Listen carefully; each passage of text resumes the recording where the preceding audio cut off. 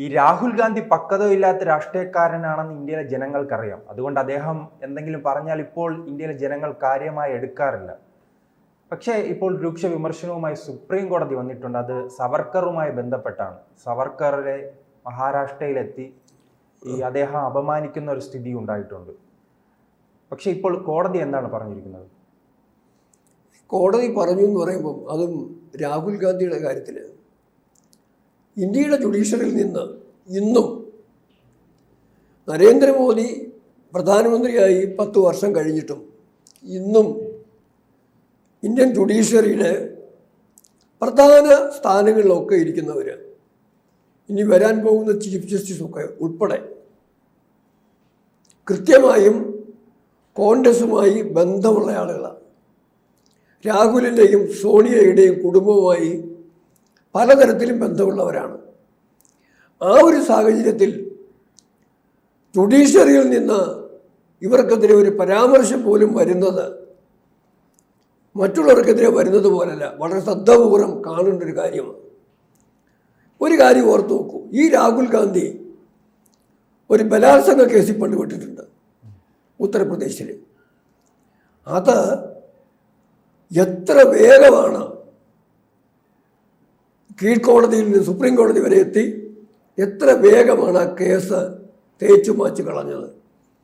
പിണറായി വിജയൻ്റെ ലാവ്ലിൻ കേസൊക്കെ എത്രയോ കാലം നീണ്ടു കിടക്കുമ്പോൾ, മാത്രമല്ല നിരവധി അതുപോലെ കേസുകൾ പെൻഡിങ്ങായിട്ട് കിടക്കുമ്പം രാഹുലും സോണിയയ്ക്കും ഒക്കെ ദോഷമുണ്ടാകുന്ന കേസുകൾ, റോബർട്ട് വധേരയ്ക്കുമൊക്കെ ഈ കേസുകളായി പെൻഡിങ്ങായി കിടക്കുമ്പോഴും രാഹുലിനെതിരെ വന്ന ആ ബലാത്സംഗ കേസ് ജെറ്റ് സ്പീഡിലാണ് ഭാരതത്തിൻ്റെ ജുഡീഷ്യറി. ആ കേസ് അതില്ലാതായി. കേസ് കൊടുത്തയാളിന് എതിരെ പോലും അയാൾക്കെതിരെ ഫൈൻ അടിച്ചാണ് ആ വിഷയം അവസാനിക്കുന്നത്. ആ കേസിൻ്റെ ഇരയായ വ്യക്തി ഇപ്പോൾ ജീവിച്ചിരിപ്പുണ്ടോ, ഉണ്ടെങ്കിൽ എവിടെ ഉണ്ടെന്ന് പോലും ആർക്കും അറിയത്തുമില്ല. അത് വേറൊരു, അത് ഞാൻ പറഞ്ഞത് സാന്ദർഭികമായി പറഞ്ഞെന്ന് മാത്രം. ഈ വിഷയം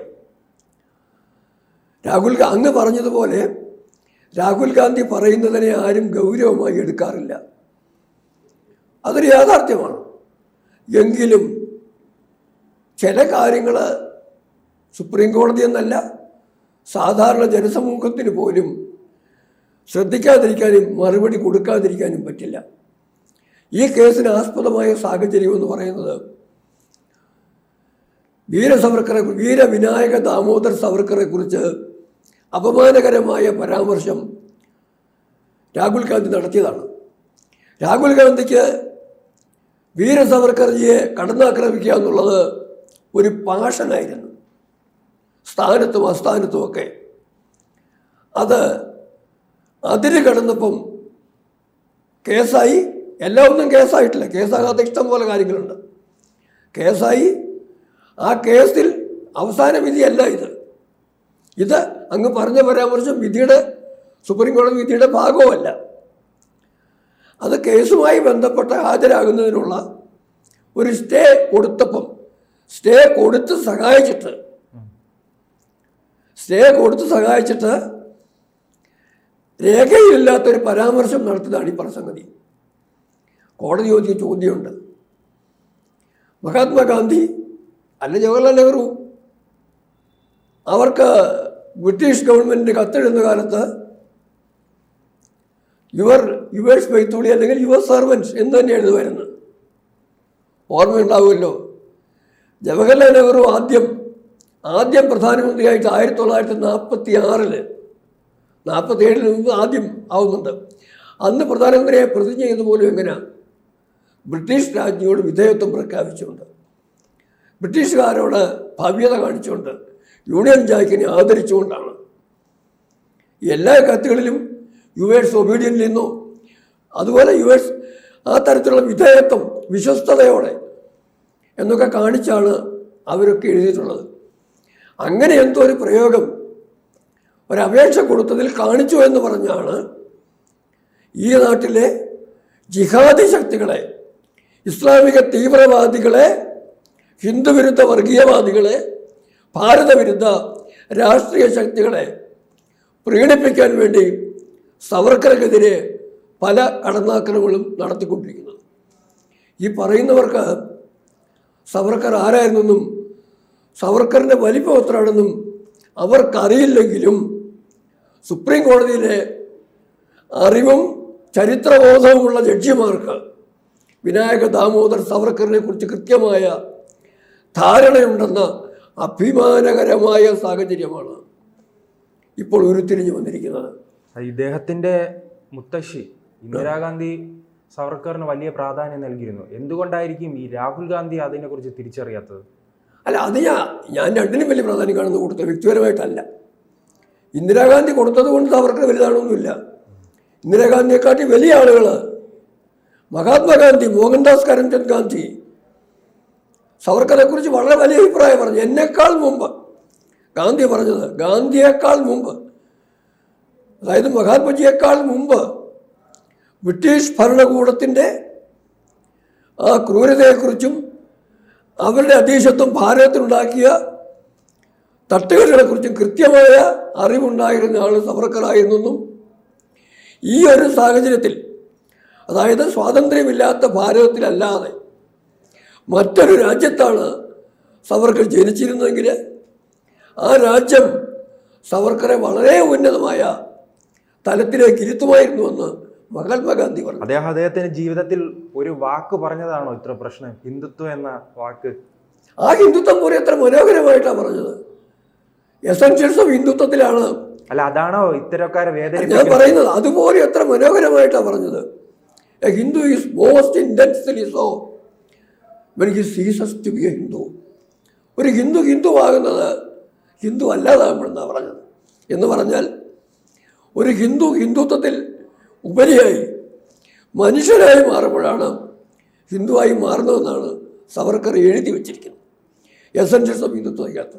മാത്രമല്ല, അദ്ദേഹം പറഞ്ഞ ഹിന്ദുത്വവും ഹൈന്ദവ സംസ്കാരവും ഒക്കെ എന്താണെന്ന് അറിയുന്നതിനുള്ള സാമാന്യ ബോധം ഈ രാഹുലിന് മാത്രമല്ല, രാഹുലിനെ പോലെ സവർക്കറെ കുറ്റം പറയാൻ വരുന്ന മറ്റുള്ളവർക്കുമില്ല. ഒരു ഉദാഹരണം മാത്രം ഞാൻ പറയാം. 1966 ആ താഷ്കൻഡിൽ കരാർ കഴിഞ്ഞു, ലാൽ ബഹദൂർ ശാസ്ത്രി മരണം അറിഞ്ഞു, ഭാരതത്തിൻ്റെ വിജയം കണ്ടു. ആ സന്ദർഭത്തിൽ ആരോഗ്യം വളരെ മോശമായി. ഒരു ദിവസം മകനെയും കൊച്ചുമക്കളെയും മകൻ്റെ ഭാര്യയെല്ലാം വിളിച്ചിട്ട് പറയുകയാണ്, എനിക്കിനിയും ജീവിച്ചിരിക്കാൻ ലക്ഷ്യങ്ങളൊന്നും ബാക്കിയില്ല. ലക്ഷ്യങ്ങളുണ്ടെങ്കിൽ പോലും നിറവേറ്റുന്നതിനുള്ള ശക്തി എനിക്കില്ല. അതുകൊണ്ട് ഞാൻ ജീവൻ വെടിയാൻ തീരുമാനിച്ചിരിക്കുക. അതുകൊണ്ട് നിങ്ങളൊരു കാര്യം ചെയ്യണം, എൻ്റെ മരണശേഷം എനിക്ക് ഹിന്ദു ധർമ്മപരമായ ഒരു ചടങ്ങുകളും വേണ്ട. അതായത് മരണാനന്തര ചടങ്ങുകളൊന്നും വേണ്ട. എന്നെ കൊണ്ടുവന്ന് ഇലക്ട്രിക് ക്രെമറ്റോറിയത്തിൽ കത്തിച്ചാൽ മതി. ഒരു തരത്തിലുള്ള വിശ്വാസങ്ങളുടെയും പിന്നാലെ പോയ ആളല്ല സവർക്കർ. അവിടെ ഒരു കാര്യം ഓർക്കണം, സവർക്കറെ കുറിച്ച് പഠിക്കാത്ത സമൂഹം ഒന്ന് ഓർക്കണം. സവർക്കർ എങ്ങനെ മരിച്ചതെന്നറിയുമോ? ഞാൻ പറഞ്ഞു ഫെബ്രുവരി 6 എൻ്റെ ഓർമ്മ, 1966. അന്ന് തൊട്ട് പുള്ളി നിരാഹാരമായി. അതായത് ഒരു യോഗി, സന്യാസി വര്യൻ സമാധി അടയുന്നത് പോലെയായിരുന്നു സവർക്കറുടെ മരണം. ഭക്ഷണം ഉപേക്ഷിച്ചു. ജലപാനം മാത്രമായി ആദ്യം, അവസാനം കുടിക്കുന്ന വെള്ളം വരെ ഉപേക്ഷിച്ചു. എന്നിട്ട് പ്രാർത്ഥിച്ചത് എന്താണെന്നറിയുമോ? എനിക്ക് വൈകുണ്ഠം വേണം, സ്വർഗം വേണമെന്നൊന്നുമല്ല, എനിക്കൊരു പുനർജന്മം തന്ന വീണ്ടും ഭാരതത്തിന് വേണ്ടി ആ ജീവനം സമർപ്പിക്കുന്നതിന് അവസരം തരണമേ എന്നായിരുന്നു സവർക്കറുടെ പ്രാർത്ഥന. ആ സവർക്കറെ കുറിച്ച് പറയുമ്പം അഭിമാനമല്ലാതെ ആദരവല്ലാതെ എന്ത് വികാരമാണ് ഉണ്ടാവേണ്ടത്? ഒരു കാര്യം നിങ്ങളെപ്പോഴും ചെറുപ്പക്കാർ ഓർക്കണം, സവർക്കർ അത്ര ഇദ്ദേഹം കരുതുന്നത് പോലെ, ഇദ്ദേഹം എന്ന് പറയുന്നതിന് ക്ഷമിക്കണം, രാഹുലിനെ അങ്ങനെയൊന്നും പറയേണ്ട കാര്യമില്ല. ആ രാഹുൽ എന്ന് പറയുന്ന വിവരം കെട്ട ജന്മത്തെ വീര സവർക്കറെ അധിക്ഷേപിച്ചതിന് ഈ ഒരു വേദിയിലിരുന്ന് അയാളെ അങ്ങനെ വിളിച്ചാൽ ശരിയാവുള്ളൂ. ആ വിവരം കെട്ട ജന്മം ഒരു കാര്യം ഓർക്കണം, എന്തിനായിരുന്നു ജവഹർലാൽ നെഹ്റു ആദ്യം കള്ളക്കേസിൽ കുടുക്കി, ഇല്ലാത്ത കള്ളക്കേസിൽ കുടുക്കി ജയിലിലാക്കി, ഗോഡ്സയുടെ ആ അക്രമത്തിൻ്റെ പേരിൽ. കോടതി വെറുതെ വിട്ടു, ഒരു തെളിവില്ലാതെ വെറുതെ വിട്ടു. എന്നാൽ അതിനുശേഷം വീണ്ടും 1952 ആദ്യ തെരഞ്ഞെടുപ്പിന് മുമ്പായിട്ട് ഈ രാഹുലിൻ്റെ മുത്തച്ഛൻ ജവഹർലാൽ നെഹ്റു വീണ്ടും ജയിലിലിട്ടു. കാരണം ഭാരതം മുഴുവൻ നെഹ്റുവിൻ്റെ സ്വാധീനമാണെങ്കിൽ പോലും സവർക്കറെ ഭയപ്പെട്ടിരുന്നു. സവർക്കറുടെ ജനകീയ ശക്തിയെ, ജനങ്ങളിലുള്ള സ്വാധീന ശക്തിയെ ഭയപ്പെട്ടിട്ടല്ലേ, ഒരു കാരണവുമില്ലാതെ. അന്ന് പറഞ്ഞ ലിയാഖത്ത് അലി ഖാൻ വരാൻ പോകുന്നതൊക്കെയാണ്. ഒരു കാരണമില്ലാതെ സവർക്കറെ വീണ്ടും അറസ്റ്റ് ചെയ്തത്. സവർക്കറെ പോലെ ഇത്രയധികം പീഡനം ഇംഗ്ലീഷുകാരുടെ ഭാഗത്തു നിന്നും, അതിന് ഇംഗ്ലീഷുകാർ ഒരു തവണ അറസ്റ്റ് ചെയ്ത് അകത്തിട്ടുള്ളൂ. ജീവപര്യന്തം ശിക്ഷ 2 എണ്ണം കൊടുത്തെങ്കിലും നെഹ്റു 2 തവണയാണ് അറസ്റ്റ് ചെയ്തത്. ഒന്ന് ഗാന്ധിയെ വധം എന്ന കള്ളക്കേസിൽ, രണ്ടാമത് 1952 ഇലക്ഷന് മുമ്പായിട്ട് ജവഹർലാൽ നെഹ്റുവിൻ്റെ കരുതൽ നടപടി. ആലോചിച്ച് നോക്കണം ആരെയും അത് ചെയ്തു. ഇതിനൊക്കെ ഒരു കാരണമുണ്ട്. അതെന്തെങ്കിലും മറ്റൊരു ചർച്ച ചെയ്യാം. ഭാരതത്തിൽ ജാതിക്കെതിരെ, ജാതി വിവേചനത്തിനെതിരെ ഏറ്റവും ശക്തനായി പോരാടിയ 2 വ്യക്തികളുടെ പേര് ചോദിച്ചാൽ ഒന്ന് ഡോക്ടർ ഭീംറാവ് റാംജി അംബേദ്കറും 2 വീര വിനായക ദാമോദർ സവർക്കറുമാണ്. ആ ജാതിക്കെതിരെയുള്ള പോരാട്ടമാണ്. ജാതിക്കെതിരെ പോരാടണം, ഹിന്ദുവിനെ ഒന്നാക്കണം, ഭാരതത്തെ സ്വതന്ത്രമാക്കണം. ഈ ഒരു ലക്ഷ്യം കണ്ടതാണ് പലർക്കും സവർക്കർ കണ്ണിലെ കരടായി മാറിയത്. രാഹുലിനും പലതും ചിന്തിക്കാം.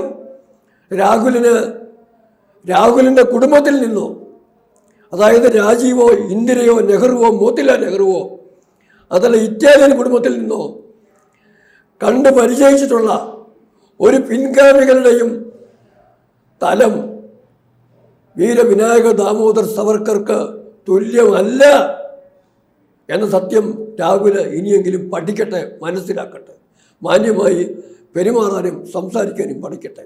കോടതി പറഞ്ഞത് ആരെക്കുറിച്ചാണേലും സ്വാതന്ത്ര്യ സമര സേനാനികളെക്കുറിച്ച് പറയുമ്പം പക്വതയും മര്യാദയും കാണിക്കണമെന്നാണ്. അത് കാണിക്കാൻ രാഹുൽ തയ്യാറായെങ്കിൽ രാഹുലിന് നല്ലത്. കൂടുതൽ വാർത്തകളും വിശേഷങ്ങളും നിങ്ങളിലേക്ക് എത്താൻ ABC മലയാളം സബ്സ്ക്രൈബ് ചെയ്യുക, ബെൽ ബട്ടണും അമർത്തുക.